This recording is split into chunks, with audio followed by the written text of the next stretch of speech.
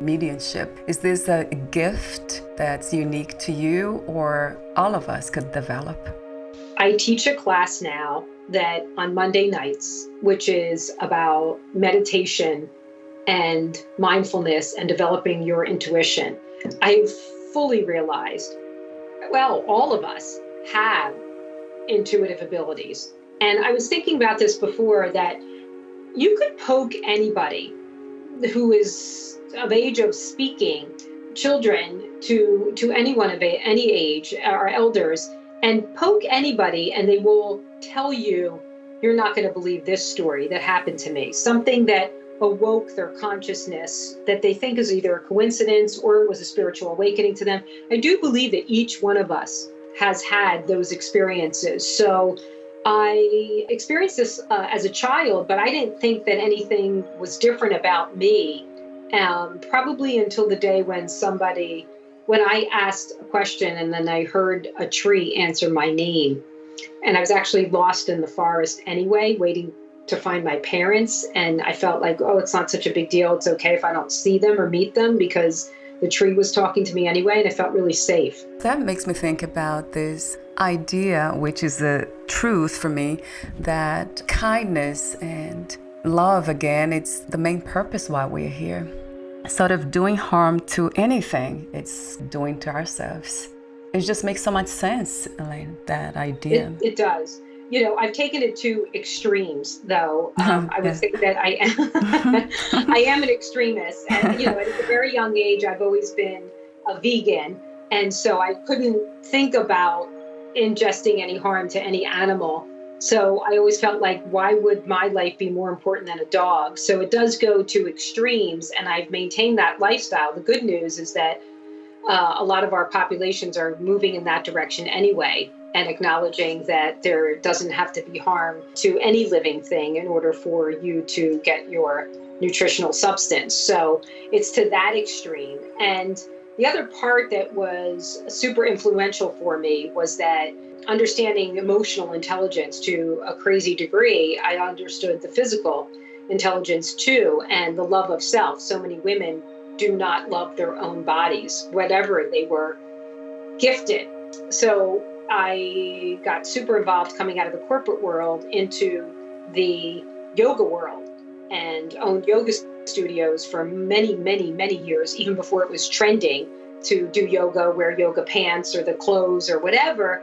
And I led many women and some men at that point into the discovery of how to experience self-love through yoga, because it was something that, you know, you quieted the mind and then you were appreciative of what your body can do. You were adventurous to find out what it could do. And I always said that it wasn't about getting your leg behind your head to find nirvana. It was really just curbing the beast of self-criticism to know that you can feel good about yourself when you work through your breath and your body, and then more importantly, your mind, because so many people were coming to the yoga centers, thousands upon thousands of people for over 15 years that came in with the monkey mind, the crazy mind, you know, just what I had to do today, right? And then they left like forgetting their shoes because they felt like they were walking on air after they left. And so it was a process that many people woke up to in my community. And, you know, across the world, those that are doing yoga and meditation now are finding the tools to find that self-love. Being human, I love the process and the practice. Even yoga was always called a practice, not a perfection. And so the practicing nature of unconditional love towards the self is such a great process. It's like the best perfume you could spray on yourself, because we are all participating at some level in the evolution of consciousness to know that we can grow this way. We probably didn't have the same challenges multiple years ago. And so some of these are real first world issues that dramatically appear in our minds and our bodies and cause us harm, right? Like your biology is your biography, right? The story that you're telling yourself. And so I think that when I talk with those on the other side, it's fascinating because they don't have the body any longer. So they're not talking of the body. And I think when you're human and you're in the body, just like the people who are trying to get answers from me through their relatives, they are asking human emotional questions, right? And a lot of it has to do with approval and love and the security box number or the will, contesting the will and things like that.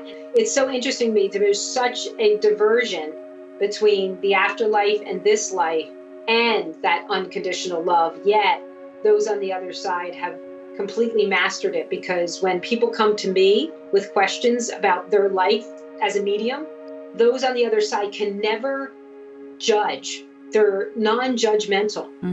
Yeah. They can have playful opinions. I can make everybody laugh because they do. Yeah. And they just make that person laugh because they're like, what are you really asking that question for? Of course there's all this love and approval and all of those things. We think that there isn't. So self-love is a little bit tough, but I love the processes and the practice of it through meditation, because to me, it's life-sustaining.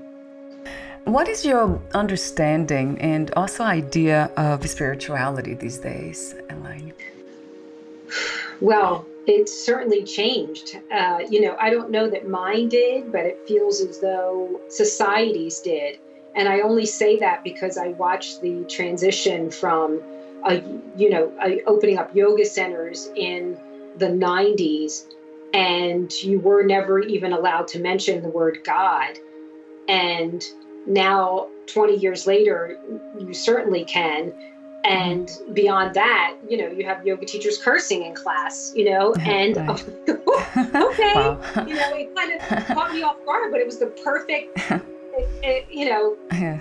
perfect expression. So we've come a long way with that, but Right. perhaps you're asking the personal question about spirituality. I grew up with a religious background, but I always knew we were emerging into equanimity of connection, because we're all equal. Going back to one of your first questions, is that can we all experience this? Of course. How could we not? And the beautiful part about making connections, either in meditation or contemplation, or asking the universe for what it is that you're looking for, the spiritual laws of attraction.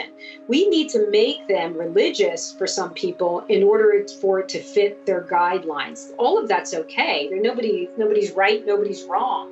But we all should exercise that right of knowing. And whatever you need to call it is completely wonderful. The fact is that you're calling it and you're contemplating the universe and God and spirituality. So I applaud any effort in jumping out of your own mind into something more giving